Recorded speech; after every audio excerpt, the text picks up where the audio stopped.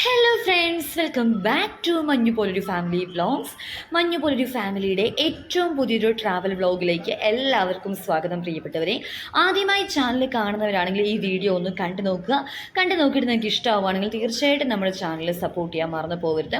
ഇതിനു മുന്നേ നമ്മൾ ഇത് പോയതിനെ പറ്റിയുള്ളൊരു ഫസ്റ്റ് പാർട്ട് വീഡിയോ ആഡ് ചെയ്തിരുന്നു കേട്ടോ. അപ്പം അത് കാണാത്തവരുണ്ടെങ്കിൽ ഓടിപ്പോയി അതൊന്ന് കാണുക. എറണാകുളത്ത് നിന്ന് നമ്മൾ യാത്ര പുറപ്പെട്ട് പാലക്കാട് എത്തുന്നത് വരെ നമ്മുടെ ട്രെയിൻ യാത്ര വളരെ ഗംഭീരമായിട്ട് നമ്മളൊരു ട്രാവൽ വ്ളോഗായിട്ട് ഇട്ടിട്ടുണ്ടായിരുന്നു. അതിൻ്റെ ബാക്കിയായിട്ട് ഇത് കാണുമ്പോഴാണ് അതിൻ്റെ ഒരു കണ്ടിന്യൂറ്റി നിങ്ങൾക്ക് കിട്ടുള്ളൂ കേട്ടോ. അപ്പോൾ അത് കാണാത്തവർ ഓടിപ്പോയി കണ്ടിട്ട് വായോ. നമ്മളിങ്ങനെ പാലക്കാട് വന്ന് ലാൻഡ് ചെയ്ത ആ ഒരു സമയത്ത് തന്നെ സത്യം പറഞ്ഞാൽ അവിടെ നല്ല രീതിയിലുള്ള തിരക്കുണ്ടായിരുന്നു കേട്ടോ. നമുക്കത് എന്താണെന്ന് മനസ്സിലായില്ല. അപ്പം നോക്കിക്കഴിഞ്ഞപ്പോൾ പാർട്ടി പ്രവർത്തകർ, പ്രചാരണം, കാര്യങ്ങളൊക്കെയാണ്. അപ്പം നമ്മളവിടെ അന്വേഷിച്ചപ്പോൾ നമുക്കറിയാൻ പറ്റുന്നത് ഇലക്ഷൻ വരാൻ പോവാണ്. അപ്പം അതിൻ്റെ ഭാഗമായിട്ട് ഇലക്ഷന് തൊട്ട് മുന്നോടിയായിട്ടുള്ള കലാശ ചക്കോട്ടൽ പോലെ അവസാന റൗണ്ട് പ്രചാരണവും കാര്യങ്ങളൊക്കെ നടന്നുകൊണ്ടിരിക്കുകയാണ്. നിങ്ങൾക്ക് സൂക്ഷിച്ച് നോക്കിയാൽ അറിയാൻ പറ്റും, നമ്മുടെ ബഹുമാനിയായിട്ടുള്ള രാഹുൽ മാങ്കൂട്ടത്തിൽ സാറിനെയാണ് വണ്ടിയിൽ കാണാൻ പറ്റുന്നത് കേട്ടോ. അപ്പം എല്ലാ പാർട്ടിയുടെയും പ്രചാരണങ്ങളും കാര്യങ്ങളൊക്കെ അവിടെ നടക്കുന്നുണ്ടായിരുന്നു. സത്യം പറഞ്ഞാൽ എനിക്ക് ഈ പാർട്ടിയെക്കുറിച്ചും പൊളിറ്റിക്സിനെ കുറിച്ചും ഒന്നും പറയാൻ അറിയത്തില്ല. അതുകൊണ്ട് ഞാൻ അതിനെക്കുറിച്ച് ഒന്നും പറയുന്നില്ല. നല്ല നല്ല നേതാക്കൾ നമ്മുടെ നാട്ടിൽ ഉയർന്നു വരട്ടെ, നമ്മുടെ നാടിന് നല്ല നല്ല കാര്യങ്ങൾ സംഭവിക്കട്ടെ. അതിപ്പോൾ ഏത് പാർട്ടിയുടെ ആണെങ്കിലും ഏത് നേതാവാണെങ്കിലും നമ്മുടെ നാടിന് നന്മയുണ്ടാവട്ടെ എന്ന് മാത്രമാണ് ആഗ്രഹിക്കുന്നതും പ്രാർത്ഥിക്കുന്നത് കേട്ടോ. കാരണം അതിനെക്കുറിച്ച് കൂടുതലൊന്നും അറിയത്തില്ലാത്തത് കൊണ്ട് കൂടുതലായിട്ട് ഞാൻ പറയാൻ യോഗ്യമല്ല. അതുകൊണ്ടാണ് ഞാൻ പറയാത്തത് കേട്ടോ. സോ അങ്ങനെ നമ്മൾ കാണാൻ ആഗ്രഹിച്ച സ്ഥലത്തേക്ക് നമ്മൾ വന്ന സുഹൃത്തുക്കളെ, ഇത് എവിടെയാണ് എന്ന് വെച്ച് കഴിഞ്ഞാൽ നമ്മൾ റെയിൽവേ സ്റ്റേഷനിൽ വന്നിറങ്ങി കഴിയുമ്പം അവിടെ നിന്ന് ഏറ്റവും അടുത്തായിട്ട് നമുക്ക് പോയി കാണാൻ പറ്റുന്ന വിഷ്വൽ ഏതാണെന്ന് നമ്മൾ നോക്കിയപ്പോൾ പാലക്കാട് കോട്ട എന്നാണ് നമുക്ക് മനസ്സിലാക്കാൻ പറ്റിയത് കേട്ടോ. നമ്മൾ ചോദിച്ചറിഞ്ഞപ്പോഴും അല്ലെങ്കിൽ നമ്മൾ സെർച്ച് ചെയ്തപ്പോഴൊക്കെ നമുക്ക് മനസ്സിലായ ഒരു കാര്യം അതാണ്. അപ്പോൾ ഈ പാലക്കാട് കോട്ട എന്താണ്, ഏതാണ്, നിങ്ങൾ കണ്ട ആരെങ്കിലും ഒക്കെ ഉണ്ടെങ്കിൽ തീർച്ചയായിട്ടും താഴെ ഇവിടെ കമൻറ്റ് ചെയ്യുക. ഇനി ഈ വീഡിയോ കണ്ടുകൊണ്ടിരിക്കുന്നവർ പാലക്കാടുകാർ തന്നെ ഉണ്ടെങ്കിൽ ഗായ്സ് എനിക്ക് പറയാതിരിക്കാൻ പറ്റില്ല, എത്ര ഭംഗിയുള്ളൊരു പ്ലേസാണ് പാലക്കാട്. നിങ്ങൾ ഭയങ്കര ലക്കിയാണ് കേട്ടോ അവിടെ താമസിക്കാൻ പറ്റിയതിൽ. ഒത്തിരി എന്താ പറയുക, നല്ല ഹരിതാഭയും പച്ചപ്പും ഒക്കെയുള്ള വളരെ ബ്യൂട്ടിഫുൾ ആയിട്ടുള്ള ഒരു പ്ലേസ് അല്ലേ. അപ്പോൾ അതാണ് നമ്മളിപ്പോൾ കോട്ടയ്ക്കുള്ളിലേക്ക് നമ്മൾ പോയിക്കൊണ്ടിരിക്കുകയാണ്. അപ്പോൾ ആ പോകുന്ന സമയത്ത് കാണുന്ന കാഴ്ചകളൊക്കെയാണ് ഞാൻ നിങ്ങൾക്ക് കാണിച്ചു തരുന്നത്. നമ്മുടെ ചാനൽ ആസ് യൂഷ്വൽ കണ്ടുകൊണ്ടിരിക്കുന്ന ആൾക്കാർക്ക് അറിയാമല്ലോ, നമ്മുടെ വീഡിയോസിന് ഇടയ്ക്കൂടെ പരസ്യം വരും. അപ്പോൾ ആദ്യമായിട്ട് വരുന്ന ആളുകളാണെങ്കിൽ അവരുടെ അറിവിലേക്കും കൂടെ പറയാണ്, നമ്മുടെ വീഡിയോസിന് ഇടയ്ക്ക് പരസ്യം വരും. ഒന്നും സ്കിപ്പ് ചെയ്യാതെ നിങ്ങൾ കാണണം കേട്ടോ. നമ്മളെ പ്രോത്സാഹിപ്പിക്കണം. നിങ്ങൾക്ക് നമ്മളോടുള്ള സ്നേഹം അറിയിക്കാൻ പറ്റുന്നത് ഈ വീഡിയോയ്ക്കുള്ളിലുള്ള പരസ്യങ്ങളൊക്കെ കണ്ട് അത് സ്കിപ്പ് ചെയ്യാതെ കണ്ട് നമ്മളെ പ്രോത്സാഹിപ്പിക്കുന്നതിലൂടെ മാത്രമാണ് നിങ്ങളുടെ സ്നേഹം ഞങ്ങളിലേക്ക് എത്തിക്കാൻ പറ്റുക. അതുപോലെ വീഡിയോ ഫുള്ളായിട്ട് കണ്ട ശേഷം നിങ്ങളുടെ വിലയേറിയ അഭിപ്രായങ്ങളും നിർദ്ദേശങ്ങളും സജഷൻസും ഒക്കെ നമ്മളെ അറിയിക്കാം. അപ്പം പാലക്കാട് കോട്ട എന്താണ്, അതിനെപ്പറ്റിയുള്ളൊരു ബേസിക് ആയിട്ടുള്ള ഒരു ഇൻഫർമേഷൻസും കാര്യങ്ങളും ഒക്കെ അവിടെ ഇങ്ങനെ ഒരു ശിലാഫലകം പോലെ വെച്ചിട്ടുണ്ടായിരുന്നു. അപ്പോൾ അതാണ് നമ്മളിവിടെ നോക്കി മനസ്സിലാക്കിക്കൊണ്ടിരിക്കുന്നത്. അപ്പം എനിക്കറിയാവുന്ന കാര്യങ്ങൾ എനിക്കറിയാവുന്നതെന്ന് വെച്ച് കഴിഞ്ഞാൽ എനിക്ക് പരിമിതമായ അറിവുകളാണുള്ളത്. അത് വിക്കിപീഡിയയിൽ കിട്ടിയിട്ടുള്ള അറിവുകൾ തന്നെയാണ്. അതെന്താണെന്നുള്ളത് എന്തായാലും ഞാൻ നിങ്ങളുമായിട്ടും പങ്കുവയ്ക്കാം. പാലക്കാട് കോട്ടയെ പറ്റി കൂടുതലായിട്ട് അറിയാവുന്ന ആൾക്കാർ താഴെ കമൻറ്റ് ചെയ്യാൻ മറന്നു പോകരുത് കേട്ടോ. അപ്പോൾ പാലക്കാട് കോട്ട എന്താണെന്ന് വെച്ച് കഴിഞ്ഞാൽ കേരളത്തിലെ പാലക്കാട് പട്ടണത്തിൻ്റെ ഹൃദയഭാഗത്തായി സ്ഥിതി ചെയ്യുന്ന കോട്ടയാണ് പാലക്കാട് കോട്ട. ടിപ്പു സുൽത്താന്റെ കോട്ട എന്നും ഈ കോട്ട അറിയപ്പെടുന്നുണ്ട് കേട്ടോ. മൈസൂർ രാജാവായിരുന്ന ഹൈദരാലി 1766 പണി കഴിപ്പിച്ച ഈ കോട്ട പിന്നീട് പിടിച്ചടക്കിയ ബ്രിട്ടീഷുകാർ കോട്ടയെന്ന് പുനരുദ്ധരിച്ചു. പല വീരകഥകളും ഉറങ്ങുന്ന ഈ കോട്ട ഇന്ന് ഭാരത പുരാവസ്തു വകുപ്പ് ആണ് സംരക്ഷിക്കുന്നത്. അതായത് ആർക്കിയോളജിക്കൽ സർവേ ഓഫ് ഇന്ത്യയാണ് പ്രൊട്ടക്ട് ചെയ്യുന്നത് കേട്ടോ. കോട്ടയ്ക്കകത്തേക്ക് സന്ദർശകർക്ക് അനുമതിയുണ്ട്. പ്രവേശനം ഫീസ് മുഖാന്തരം അവർ നിയന്ത്രിച്ചിട്ടുമുണ്ട്. ചെറിയ രീതിയിലുള്ള ഫീസാണ് കേട്ടോ. ഇന്ത്യയിൽ തന്നെ ഏറ്റവും നന്നായി സംരക്ഷിച്ചിരിക്കുന്ന കോട്ടകളിൽ ഒന്നാണ് പാലക്കാട് കോട്ട എന്ന് പറയുന്നത്. എനിക്ക് തോന്നുന്നു ഏകദേശം ഒരു 30 rupees 25 rupees അങ്ങനെ എന്തൊക്കെയോ ഉള്ളൂ ഫീസ് എന്ന് പറയുന്നത്. എന്തെങ്കിലും വ്യത്യാസം ഉണ്ടെങ്കിൽ ഞാൻ നമ്മുടെ വീഡിയോയുടെ താഴെ കമൻറ്റ് ചെയ്തേക്കാം. കാരണം ഞാൻ ഈ വീഡിയോ ചെയ്യുന്നത് സത്യം പറഞ്ഞാൽ വെളുപ്പാങ്കാലത്താണ്. അനീഷേട്ടനും ഇന്നിക്കുട്ടി നല്ല രീതിയിൽ കിടന്ന് ഉറങ്ങിക്കൊണ്ടിരിക്കുകയാണ് കേട്ടോ. അപ്പം അതുകൊണ്ട് എനിക്ക് എക്സാക്ട് ഫീസ് എത്രയാണെന്നുള്ളത് അനീഷേട്ടന് മാത്രമേ അറിയത്തുള്ളൂ. ഞാൻ പറഞ്ഞ 25-30 rupees ആ റേഞ്ചിലാണ് നിൽക്കുന്നത്. എന്തെങ്കിലും വ്യത്യാസം ഉണ്ടെങ്കിൽ ഞാൻ വീഡിയോയുടെ താഴെ കമൻറ്റ് ചെയ്തേക്കാം കേട്ടോ.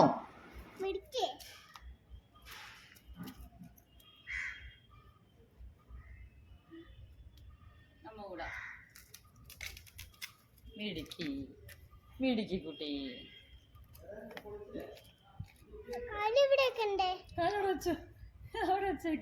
കാലോട് വെച്ചിട്ട് പോകാൻ പറ്റത്തില്ലല്ലോ.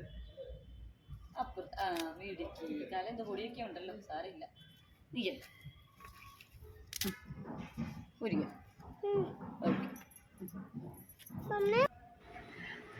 മുത്തുമണികളെ നിങ്ങൾ കണ്ടത് എന്താണെന്ന് വെച്ച് കഴിഞ്ഞാൽ ഒരു ചെറിയൊരു ഹനുമാൻ ക്ഷേത്രം കോട്ടയ്ക്കുള്ളിലുണ്ട്.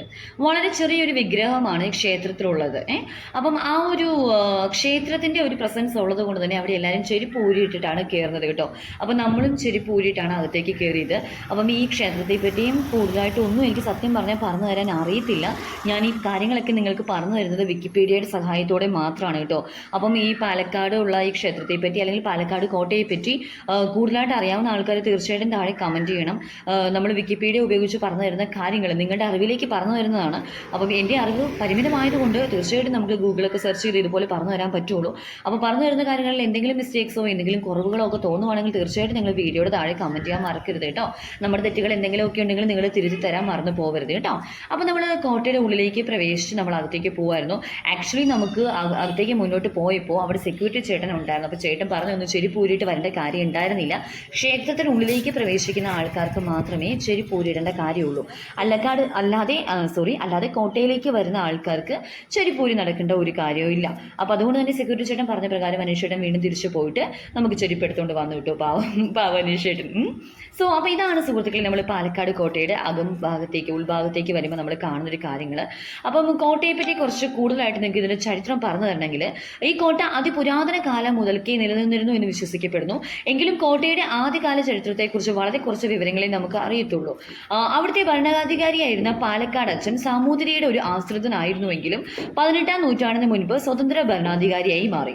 1757 അദ്ദേഹം സാമൂതിരിയുടെ ആക്രമണ ഭീഷണിയെ ചെറുക്കാൻ മൈസൂർ രാജാവായിരുന്ന ഹൈദരാലിയുടെ സഹായം അഭ്യർത്ഥിച്ചുകൊണ്ട് ഒരു സംഘം ആളുകളെ അയച്ചു. ഹൈദരാലി ഈ അവസരം ഉപയോഗിച്ച് തന്ത്രപ്രധാനമായ പാലക്കാടിന്റെ ഭരണം പിടിച്ചെടുത്തു. അന്നു മുതൽ 1790 വരെ പാലക്കാട് കോട്ട തുടർച്ചയായി മൈസൂർ സുൽത്താൻമാരുടെയോ ബ്രിട്ടീഷുകാരുടെയോ ഭരണത്തിന്റെ കീഴിലായിരുന്നു. ബ്രിട്ടീഷുകാർ ഈ കോട്ട ആദ്യമായി പിടിച്ചടക്കിയത് 1768 കേണൽ വുഡ് ഹൈദരാലിയുടെ കോട്ടകൾ ആക്രമിച്ചപ്പോഴാണ്. എങ്കിലും ഏതാനും മാസങ്ങൾക്കുള്ളിൽ ഹൈദർ കോട്ടയുടെ ഭരണം തിരിച്ചുപിടിച്ചു. 1783 കേണൽ ഫുള്ളർട്ടൺ 11 ദിവസം കോട്ട വളഞ്ഞുവെച്ച് കോട്ട പിടിച്ചടക്കി. എങ്കിലും അതിനടുത്ത വർഷം തന്നെ കോട്ടയുടെ നിയന്ത്രണം ഉപേക്ഷിച്ചു. പിന്നീട് കോട്ട സാമൂതിരിയുടെ സൈന്യത്തിന്റെ കീഴിലായി. 1790 അവസാനമായി ബ്രിട്ടീഷുകാർ കേണൽ സ്റ്റുവാർട്ടിന്റെ നേതൃത്വത്തിൽ ഈ കോട്ട പിടിച്ചടക്കി. ഈ കോട്ട പുനരുദ്ധരിച്ച ബ്രിട്ടീഷുകാർ ശ്രീരംഗപട്ടണം ആക്രമിക്കുവാൻ ഒരു താവളമായി ഈ കോട്ടയെ ഉപയോഗിച്ചു എന്നാണ് പറയപ്പെടുന്നത് കേട്ടോ. 19-ാം നൂറ്റാണ്ടിന്റെ മധ്യം വരെ കോട്ട ബ്രിട്ടീഷ് സൈനിക സംരക്ഷണത്തിലായിരുന്നു. 1900-ന്റെ തുടക്കത്തിൽ കോട്ട ഒരു താലൂക്ക് ഓഫീസായി രൂപാന്തരപ്പെട്ടു എന്നാണ് നമുക്ക് വിക്കിപീഡിയ മുഖേന അറിയാൻ പറ്റിയിരിക്കുന്നത് കേട്ടോ. അപ്പോൾ എന്തായാലും സുഹൃത്തുക്കളെ നിങ്ങളൊന്ന് കാണും, എത്ര മനോഹരമായ വിഷ്വൽസ് ആണല്ലേ. പാലക്കാട് താമസിക്കുന്ന ആളുകളെ നിങ്ങൾ ഭയങ്കര ലക്കിയാണ്. നിങ്ങൾക്ക് ഈ ഒരു കാഴ്ചകളൊക്കെ ഇടയ്ക്കിടയ്ക്ക് വന്ന് കാണാമല്ലോ. എത്ര മനോഹരമായ ഹരിതാപയും പച്ചപ്പും കാര്യങ്ങളും ഒക്കെയാണല്ലേ. അപ്പോൾ ഞാനും ഇന്നിക്കുട്ടിയും കൂടെ അങ്ങോട്ടും ഇങ്ങോട്ടും ഇങ്ങനെ തേരാപ്പാര നടന്ന ഓരോ കാഴ്ചകളൊക്കെ ഇങ്ങനെ കണ്ടുകൊണ്ടിരിക്കുകയായിരുന്നു കേട്ടോ.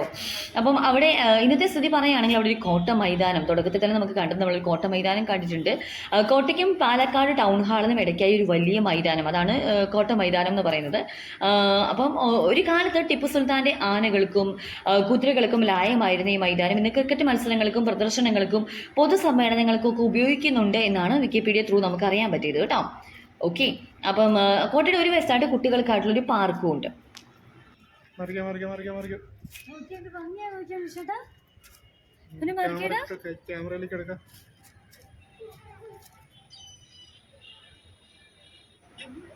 നല്ലൊരു വ്യൂ ആണ് നിങ്ങളിപ്പോൾ കണ്ടുകൊണ്ടിരിക്കുന്നത് കേട്ടോ. ഈ കോട്ടയുടെ അനുബന്ധ സ്ഥലങ്ങൾ ഏതൊക്കെയാണെന്ന് ചോദിച്ചു കഴിഞ്ഞാൽ കോട്ടച്ചന്ത, സുൽത്താൻപേട്ട, പള്ളിത്തെരുവ്, പീരങ്കിത്തെരുവ്, കണ്ണക്കിയമ്മൽ കോവിൽ, പട്ടാണിപ്പാടം, പട്ടാണിത്തെരുവ്, ഡേര സ്ട്രീറ്റ് തുടങ്ങിയവ ടിപ്പു സുൽത്താൻ കോട്ടയുമായി ബന്ധമുള്ള സ്ഥലങ്ങളാണ് കേട്ടോ.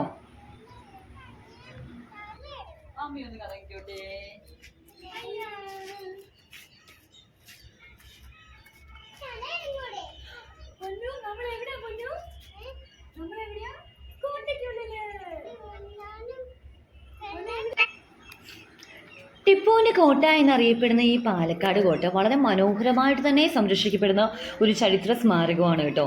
18-ാം നൂറ്റാണ്ടിൽ ഹൈദരാലി പുനർനിർമ്മിച്ച ഈ കോട്ട ബ്രിട്ടീഷ് അധിനിവേശം വരെയും മൈസൂർ രാജാക്കന്മാരുടെ കയ്യിലായിരുന്നു. പട്ടാള കേന്ദ്രമായിരുന്ന കോട്ട ബ്രിട്ടീഷ് ഭരണകാലത്ത് സർക്കാർ ഭരണകേന്ദ്രമായിട്ട് മാറി. തെക്കേ ഇന്ത്യയിൽ തന്നെ നല്ല രീതിയിൽ സംരക്ഷിക്കപ്പെട്ടിട്ടുള്ള കോട്ടകളിൽ ഒന്നാണിത്. കോട്ടയോട് ചേർന്ന വിശാലമായ മൈതാനത്തിൽ വിശ്രമത്തിനും സായാഹ്ന നടത്തത്തിനും ധാരാളം പേർ വന്നു ചേരാറുണ്ട്. വലിയ യോഗങ്ങൾക്കും ആഘോഷങ്ങൾക്കും വേദിയാകുന്ന ഒരിടം കൂടിയാണ് ഈ മൈതാനം എന്ന് പറയുന്നത് കേട്ടോ. സോ നിലവിൽ കേന്ദ്ര പുരാവസ്തു വകുപ്പിനാണ് ഇതിന്റെ സംരക്ഷണ ചുമതല എന്ന് പറഞ്ഞല്ലോ. പാലക്കാട് സന്ദർശിക്കുന്നവർക്ക് തീർച്ചയായിട്ടും വന്ന് കാണാനായിട്ട് നമ്മൾ റെക്കമെൻഡ് ചെയ്യുന്ന ഒരു പ്ലേസ് തന്നെയാണ് ഇത് കേട്ടോ. അപ്പോൾ അതിന്റെ സന്ദർശന സമയമൊക്കെ രാവിലെ 8 മണി മുതൽ വൈകുന്നേരം 6 മണി വരെ എന്നുള്ളതാണ്. നമുക്ക് ആക്ച്വലി ഞാനിപ്പോൾ ഇത് എക്സ്പ്ലനേഷൻ തരുന്ന സമയത്ത് സെർച്ച് ചെയ്തപ്പോൾ എനിക്ക് ഗൂഗിളിൽ വിക്കിപീഡിയയിൽ അറിയാൻ പറ്റിയത്.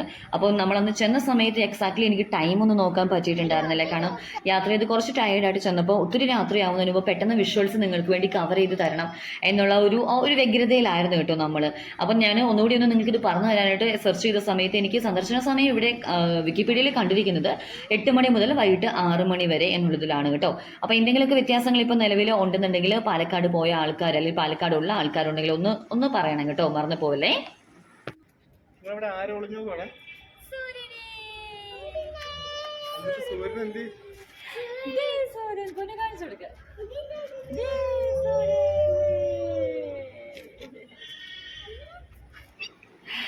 നമ്മൾ ആക്ച്വലി അങ്ങനെ അവിടെ വന്ന് കാഴ്ചകളൊക്കെ കണ്ടുകൊണ്ടിരിക്കുന്ന സമയത്ത് മിന്നിക്കുട്ടിയെ വെച്ച് 1-2 ഷോർട്സും റീൽസും ഒക്കെ ചെയ്യാനുള്ള ശ്രമങ്ങളൊക്കെ ആയിരുന്നു കേട്ടോ. എന്താ പറയുക, നല്ലൊരു ബ്യൂട്ടിഫുൾ ആയിട്ടുള്ള പ്ലേസ് ആണ്. അധികം എന്താ പറയുക ഒച്ചയും ബഹളവും ഒന്നുമില്ലാതെ ശാന്തമായിട്ട് ആളുകൾക്ക് വന്ന് പ്രകൃതിയോട് ഇണങ്ങിച്ചേർന്ന് കണ്ടു പോകാൻ പറ്റുന്ന നല്ലൊരു കാഴ്ച തന്നെയാണ് കേട്ടോ. ചീവീടുകളുടെ ശബ്ദവും കാഴ്ചകളും ചെറിയ ചെറിയ കിളികളുടെ സൗണ്ട്സും ഒക്കെ ആയിട്ട് ഭയങ്കര ബ്യൂട്ടിഫുൾ ആയിട്ടുള്ളൊരു പ്ലേസ് കേട്ടോ. അപ്പോൾ ഈ പാലക്കാട് കോട്ട മുമ്പ് വിസിറ്റ് ചെയ്തിട്ടുള്ള ആൾക്കാരുണ്ടെങ്കിൽ തീർച്ചയായിട്ടും നിങ്ങളുടെ യാത്രാ അനുഭവങ്ങൾ നിങ്ങളിവിടെ പങ്കുവയ്ക്കണം. മറ്റുള്ള ജില്ലകളിൽ നിന്ന് വരുന്ന നമ്മളെ സംബന്ധിച്ചിടത്തോളം എന്താ പറയുക നല്ലൊരു വിഷ്വൽ ട്രീറ്റ് തന്നെയാണ് ഈ പാലക്കാട് കോട്ട മൈതാനം എന്നൊക്കെ പറയുന്നത് കേട്ടോ. അപ്പോൾ നിങ്ങൾക്ക് തന്നെ കാണുമ്പോൾ മനസ്സിലാവുന്നില്ലേ, ഒത്തിരി രസമുണ്ട് കാണാനായിട്ട്. അപ്പം കാണാത്ത ആൾക്കാരുണ്ടെങ്കിൽ തീർച്ചയായിട്ടും എന്നെപ്പോലെ ആദ്യമായി കണ്ട ഒരു കൗതുകമൊക്കെ നിങ്ങളിലും ഉണ്ടാവും. സോ തീർച്ചയായിട്ടും ഈ വിഷ്വൽ കണ്ട ശേഷം എപ്പോഴെങ്കിലും പാലക്കാട് വിസിറ്റ് ചെയ്യാനുള്ളൊരു അവസരം നിങ്ങൾക്ക് കിട്ടുവാണെങ്കിൽ നിങ്ങൾ മറക്കാതെ പാലക്കാട് കോട്ട പോയി കാണണം കേട്ടോ.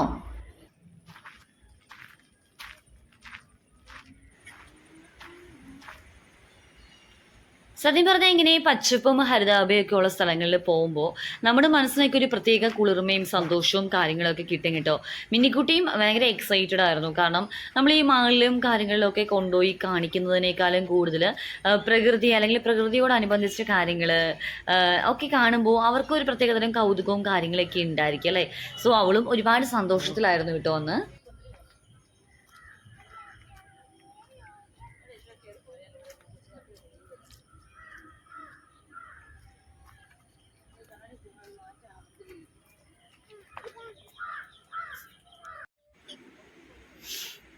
അവിടെയാണെങ്കിൽ ആക്ച്വലി ഇങ്ങനെ വരുന്ന ആൾക്കാർക്കൊക്കെ ഇരുന്ന് തണലത്തൊക്കെ ഇരുന്ന് സംസാരിക്കാനും വിശേഷങ്ങളൊക്കെ പങ്കുവയ്ക്കാനും ഒക്കെ ആയിട്ട് ഇങ്ങനെ കണ്ടോ ഇരിക്കാനുള്ള ബെഞ്ചസും കാര്യങ്ങളൊക്കെ കൊടുത്തിട്ടുണ്ട്. അപ്പോൾ അനീഷേട്ടൻ മിന്നിക്കുട്ടിയെ എടുത്തുകൊണ്ട് ഓരോ കാഴ്ചകളൊക്കെ ഇങ്ങനെ കാണിച്ചു കൊടുത്തേക്കുമായിരുന്നു കേട്ടോ. അപ്പം അവൾ ഓരോ വിശേഷങ്ങൾ ചോദിക്കുന്നു, അത് കണ്ടോ ഇത് കണ്ടോ എന്നൊക്കെ. അപ്പോൾ നമ്മൾ യാത്രകൾ പോകുന്ന സമയത്ത് നമ്മുടെ കുഞ്ഞുമക്കൾക്ക് ഓരോ കാര്യങ്ങളൊക്കെ പറഞ്ഞു കൊടുക്കാൻ പ്രത്യേകം ശ്രദ്ധിക്കുക. എപ്പോഴും നമ്മൾ പറയുന്നത് എല്ലാം ഒന്നും അവരുടെ ഉള്ളിലേക്ക് കയറണമെന്നില്ല. പക്ഷേ എന്തെങ്കിലുമൊക്കെ നല്ല കാര്യങ്ങൾ ചിലപ്പോൾ ആ സമയത്തായിരിക്കും കൂടുതലും അവരുടെ ഉള്ളിലേക്ക് കയറുക. കാരണം അവരൊരുപാട് സന്തോഷിച്ച് നിൽക്കുന്ന സമയമാണ്, പുതിയ പുതിയ കാഴ്ചകൾ കാണുന്ന സമയമാണ്. അപ്പോൾ നല്ല കാര്യങ്ങൾ നമുക്ക് പങ്കുവെച്ച് കൊടുക്കാൻ പറ്റിയ സമയമാണ് കേട്ടോ.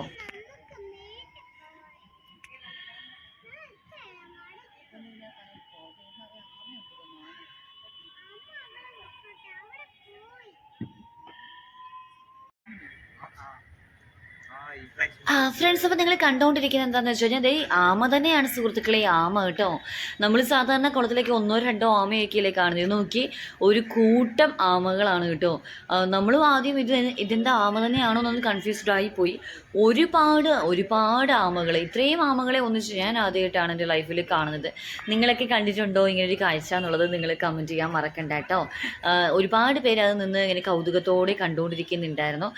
കാരണം നമ്മൾ തോട്ടിലോ അല്ലെങ്കിൽ നമ്മുടെ ചുറ്റുവട്ടത്തുള്ള പ്രദേശങ്ങളിലൊക്കെ 1-2 ആമകളെയൊക്കെ കാണുമ്പോൾ ഇത്രമാത്രം ആമകൾ കൂട്ടത്തോടെ ഒരു സ്ഥലത്ത് ഇങ്ങനെ ഒന്നിച്ച് കാണുമെന്ന് പറയുന്നത് ഒരു കൗതുകം തന്നെയാണല്ലേ.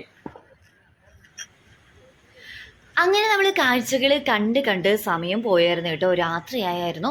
അപ്പോൾ നമ്മൾ വൈൻഡപ്പ് ചെയ്ത് വീഡിയോ ഒന്ന് വൈൻഡപ്പ് ചെയ്തേക്കാമെന്ന് വിചാരിച്ചപ്പം കറക്റ്റ് ഞങ്ങൾക്ക് നല്ലൊരു വിഷ്വൽ കിട്ടി. അവിടെ ഉണ്ടായിരുന്നത് 2 മയിലുകളാണ് കേട്ടോ.